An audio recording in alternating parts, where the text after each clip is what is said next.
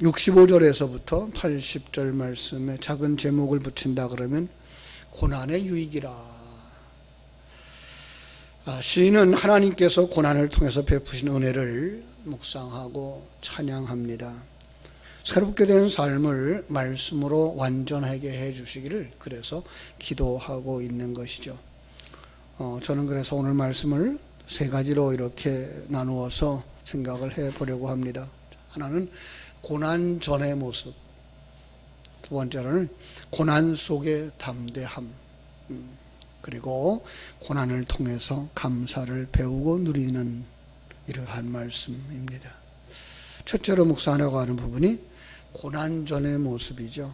65절에서 68절까지 모습을 보는데요. 역시 알파벳 순서대로 이렇게 나오다가 테드라고 하는 단어로 문자로 시작되는 단어들이 쭉 매절마다 이렇게 되어져 있는 이런 시라고 보시면 됩니다. 성경은 지금 고난을 통해서 말씀을 깨달았다고 이렇게 묘사하고 있습니다. 저는 이렇게 앞뒤를 좀 바꾸어 읽기 좋아하죠. 고난을 말씀을 통해서 고난의 의미를 깨달았다. 이렇게 하면 더 좋을 것입니다. 그래서 고난 전에 나는 어떤 사람이었는가를 묵상할 수가 있죠. 그죠? 지금 제가 한 말을 그대로 부정하면 답이 돼요. 고난 전에는 말씀의 의미를 깨닫지 못했다. 말씀에 담아주신 진리를 깨닫지 못했다. 그렇죠? 그런데 고난을 받고 보니까 그 고난 속에서 하나님의 말씀이 내 삶에 적용되고 내 삶을 인도하고 계시며 나를 성숙시켜주고 있는 모습을 보게 된 것입니다. 65절 말씀 그대로 주의 말씀대로 주의 종을 선대하셨나이다. 우리 편안할 때 이 말을 읽으면 하나님께서 내게 이렇게 선하게 베풀어 주셨구나 이럴 수 있어요. 그런데 이 시편 기자는 어떤 상황이었다고요? 고난 속에서 하나님을 바라다보고 하나님의 말씀을 묵상하고 하나님의 언약을 기억했다는 거예요. 여러분 이거 쉽지 않습니다. 아마 바벨론 포로 생활을 하는 동안 그들이 하나님의 언약을 기억했을까요? 하나님이 이스라엘을 복 주신 것이고 이건 선대해 주시는 거야 라고 볼 수 있었을까요? 그렇게 쉽지 않았을 거예요. 우리의 모습도 그렇습니다. 요즘 참 소상공인들 어려움을 당하고 있는 이때에 코로나19로 말미암아서 직접적으로 코로나19에 그 감염되어졌던 환자들 그 가족들이 당하는 그 고통, 질병으로 지금 힘들어하고 있고 병원에 입원했고 중환자실에 들어가고 하는 이런 상황 속에서 하나님이 나를 선대하셨어요 라고 말할 수 있을까요? 그것이 보이고 그것이 느껴지고 그것이 누려지는 사람, 그가 진정한 거듭난 사람이고요. 진정한 하나님의 사람이라고 말할 수 있을 것입니다. 그는 고백할 수 있을 것입니다. 내가 고난받기 전에는 몰랐습니다. 그런데 고난을 통해서 내가 알았습니다. 그동안 나는 하나님을 떠난 탕자처럼 아버지 하나님을 떠난 자처럼 살았고요. 내가 주인인 줄 알고 살았고요. 내 마음대로 되는 줄 알고 살았어요. 내가 중심이 되어진 사람, 우상 숭배하는 사람으로 살았고요. 그게 마귀의 이끌림을 받는 것이라는 사실도 모르고 살았죠. 그렇게 말할 수 있을 것입니다. 그런데 이것을 본 사람이 자신에게 임한 고난이 하나님의 일하심이라고 하는 것을 철저하게 깨닫고 나서 뭐라 그래요? 하나님 앞에 기도하는 거죠. 66절 말씀처럼 좋은 명철과 지식을 내게 가르치셔 주소서.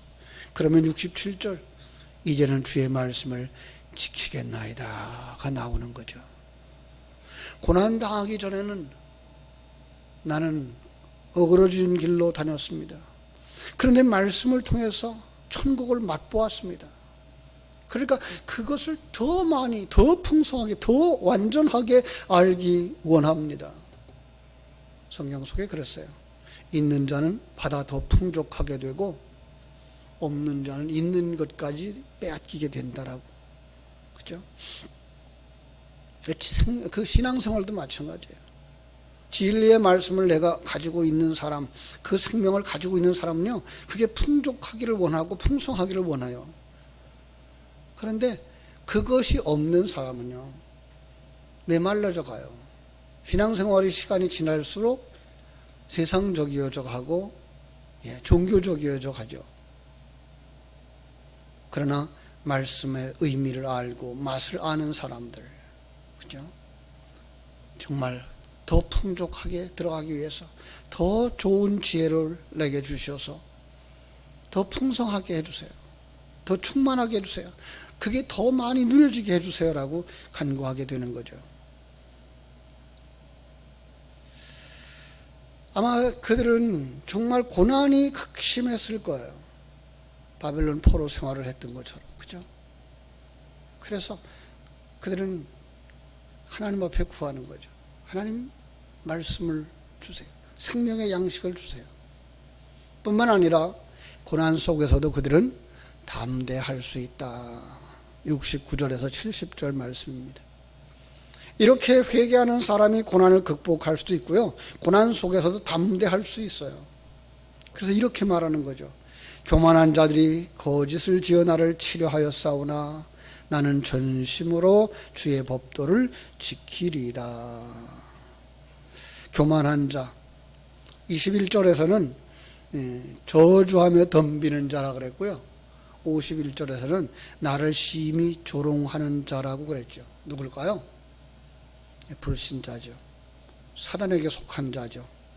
세상적 가치관을 가진 자들이죠. 그들이 고난 중에 있는 우리의 모습을 공격해요. 거기서 무엇을 봅니까? 하나님이 자기 백성들을 재창조하기 위해서 그들을 사용하고 있다는 것을 볼 수 있어야 돼요. 그래야 담대할 수 있고요. 그래야 사람을 미워하지 아니할 수가 있어요. 그죠? 세상적으로는 그들이 밉죠.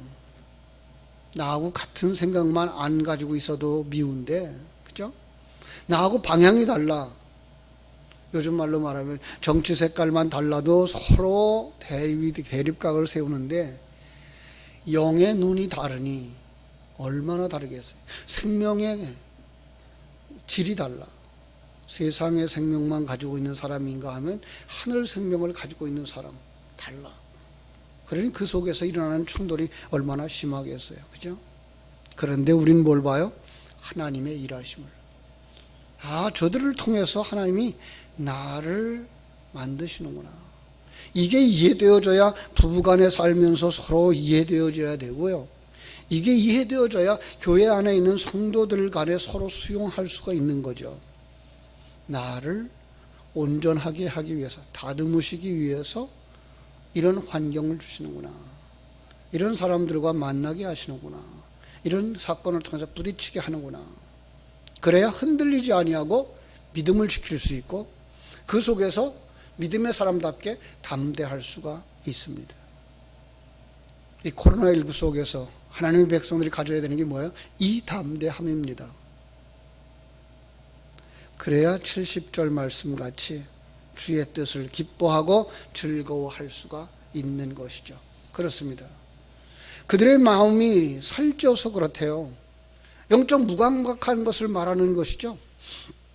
아직 하나님의 생명을 가지지 못해서, 아직 보지 못해서, 아직 느끼지 못해서 그렇대요.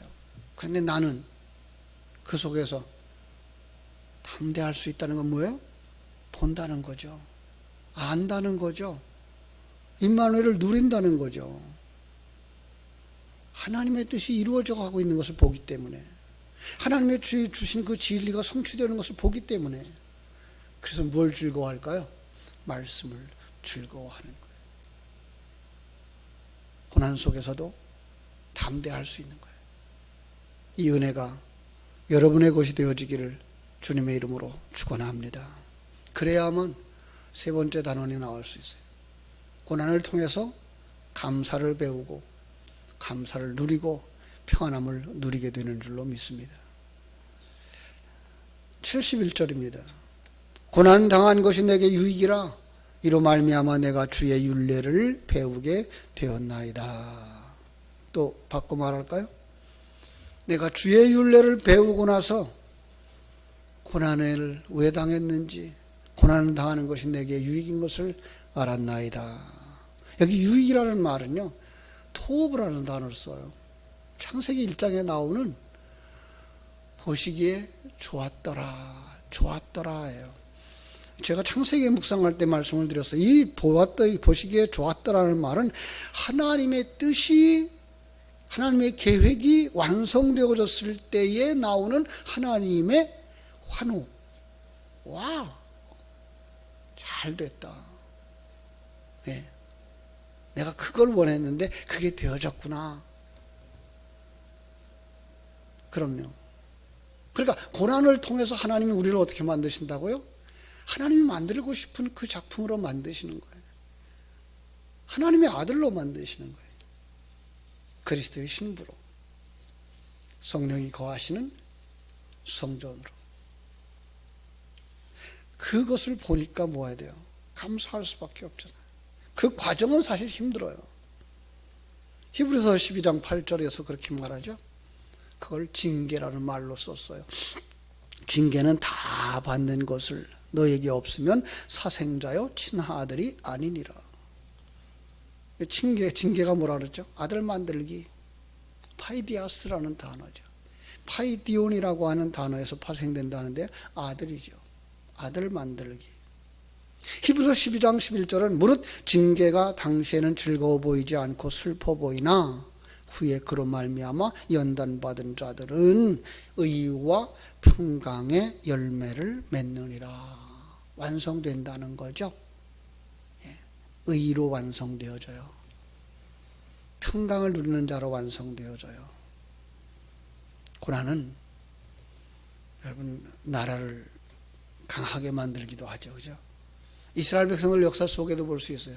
그들의 광야 생활 속의 그 고난, 거기서 하나님의 율법을 받고 하나님의 율법을 자신의 나라의 그 근거로 삼고 그 율법을 따라 사는 삶을 거기서 훈련해요. 하나님이 주시는 만나를 먹고 하나님이 주시는 생수를 마시면서 그들은 어떻게 살아가는 것이 하나님의 뜻인가를 40년 동안 훈련했어요. 이걸 우리의 인생에다 적용한다 그랬죠. 우리의 신앙생활하는 그 기간 동안 하나님은 그걸 훈련하신다고요. 하늘나라에 들어가도 한 점 옥에 티가 없는 자가 되게 하기 위해서. 뿐만 아니라 포로 생활을 통해서, 바벨론 포로 생활을 통해서 하나님은 그들이 말씀 속에 담아준 성전의 의미가 무엇인지, 나라의 의미가 무엇인지, 하나님의 언약이 무엇인지 그들이 배우는 기회가 되었다고 고백을 하는 거예요. 그렇다면 나는 고난을 어떻게 맞이해야 할까요? 감사함으로. 쉽지 않아요. 그죠? 그런데 진리를 아는 자들은 이러한 과정을 통해서 역사가 일어나고 있다는 것을 성경 속에서 보고 그게 내 안에서 일어나고 있는 것인 것을 보는 사람들은 뭐 할 수 있어요? 감사할 수 있어요. 하나님은 베드로전서 3장 17절에서 말씀하셨어요. 선을 행함으로 고난을 받는 것이 하나님의 뜻이니라. 선을 행한다. 어떤 거예요? 하나님의 뜻이 이루어져 가기를 기대하고 하나님의 뜻을 이루어가는 자들, 그들은 고난을 통과해서 완성되는 것이기 때문에 그것이 하나님의 뜻이다라고 말씀하는 거죠. 에베소서 3장 13절에서는요. 너희를 위한 여러 환난에 대하여 낙심하지 말라. 환난 낙심할 일이 아니다. 고난 낙심할 일이 아니다. 데살로니가 후서 3장 13절에도요. 너희는 선을 행하다가 낙심하지 마라 라고 말씀을 하셨습니다. 그 환난의 때에 그 고난이 닥칠 때, 아니 지금 우리 코로나19 상황 속에서 병들어 있는 그 상황 속에서 어떻게 할까요? 시인은 말합니다. 하나님의 말씀을 좀 더 배우는 기회로 삼으라. 고난을 통해서 말씀의 가치를 배우라. 그러면 72절 말씀처럼 주의 입의 법이 내게는 천천금은보다 좋으니이다. 말씀의 가치를 알게 되는 거예요. 훈련의 가치를 모르면 좋은 선수로 성장할 수가 없고요. 되새김질, 반복함을 모르면 외국어를 배울 수가 없듯이 하나님의 말씀의 가치, 성경 읽고 듣고 되새김질하는 그 가치를 모르면 거기 담아주는 생명을 가질 수가 없고요. 누릴 수가 없어요. 우리 장로님 이렇게 보면서 그만한 안목, 그만한 이제 성경적인 안목과 풍성한 지식, 하루아침에 이루어진 것이 아니란 거. 어려서부터 말씀을 읽었고 또 말씀을 나누기 위해서 준비하는 교사의 역할, 직분자의 역할, 요즘도 매일 극동방송을 들으시면서 마음의 되새김질하기 때문에 설교 속에 한마디가 떨어지면 그 속에 있는 생명들이 움직이죠. 마치 이 침을 놓는 사람이 경혈에 침을 딱 꽂으면 온몸의 세포가 반응하듯이 어디서든지 메시지가 하나 딱 떨어지고 단어가 하나 딱 떨어지면 그게 그냥 경혈을 칵 찔러 온몸을 전율케 하고 하나님께서 잠들었던 생명들을 깨우는 역사가 일어나는, 저는 우리 교회 모든 성도들이 이러한 은혜를 가지고 누렸으면 하는 생각을 가지게 되고요. 다음 세대들이 그러한 사람으로 양육되어졌으면 하는, 그렇게 가르치는 교회가 되었으면 합니다. 여러분 같이 기도해 주시고요. 그렇게 같이 성장해 갔으면 좋겠습니다. 그 사람은 말씀을 기대합니다. 74절이죠. 그 사람은 알아요. 주의 심판이 있다는 거. 그 사람은 심령의 영적 생명이 살아나고 심령의 말씀으로 인한 즐거움이 있는 거죠. 그는 확신합니다. 나를 완전하게 하사 내가 수치를 당하지 아니하게 하신다는 사실을. 그래서 그렇게 되어지기를 기도하게 될 줄로 믿습니다. 우리가 그 사람이 되어지기를 주님의 이름으로 축원합니다. 기도하겠습니다. 하나님 우리 아버지, 그 신은혜와 사랑을 감사하옵고 감사합니다. 하나님께서 우리에게 얼마나 소중한 말씀을 주셨는지, 그리고 하나님께서 우리의 상황 속에서 얼마나 직접적으로 시시각각으로 우리에게 역사하시는지. 그런데 사람들은 그걸 보지 못해서 세상적인 것만 보고 불평하고 원망하고 안타까워합니다. 아버지, 오늘 이 말씀을 배우는 하나님의 귀한 사람들이 고난의 유익이 무엇인지 알게 해 주시옵소서. 고난 전에 내 모습을 보게 하시고, 아니 고난 전에 이스라엘의 모습들을 보게 해 주시고, 고난 전에 제자들의 모습을 보게 해 주시고, 그리고 고난을 통해서 그들이 훈련되어지고 있는 것들을 보면서 정말로 그 고난 속에서 바울 사도같이 이스라엘 백성들 같이 강하고 담대했으며, 카타콤 속에 있었던 초대교회 성도들을 믿음 안에서 담대할 수 있었던 것은 말씀을 통하여 그들이 열려졌고 들려졌고 느껴졌고 누려졌던 것입니다. 그래서 그들은 더욱더 간구합니다. 하나님, 내 눈을 열어 주시옵소서. 더 풍성한 은혜로 인도하여 주시옵소서. 마침내 그 고난을 통해서 감사를 배우고 감사를 누리고, 그리고 다음 세대를 살리는 생명의 통로요 축복의 통로 되어졌습니다.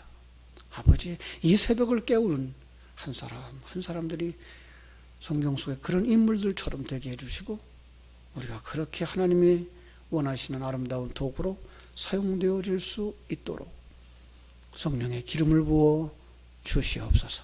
눈을 열어 주시옵소서. 귀를 열어 주시옵소서. 감각이 살아나게 하여 주시옵소서. 예수님의 이름으로 기도하옵나이다. 아멘.